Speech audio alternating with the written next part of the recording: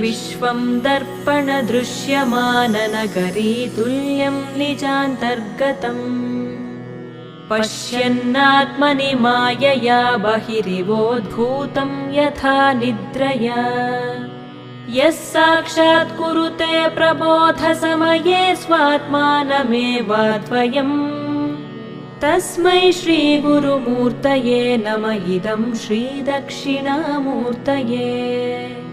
तस्मै श्रीगुरुमूर्तये नम इदं श्रीदक्षिणामूर्तये बीजस्यान्तरिवाङ्कुरो जगदिदं प्राङ्निर्विकल्पं पुनः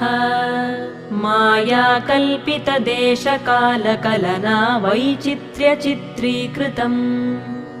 मायावीव विजृम्भयत्यपि महायोगी वयस्वेच्छया तस्मै श्री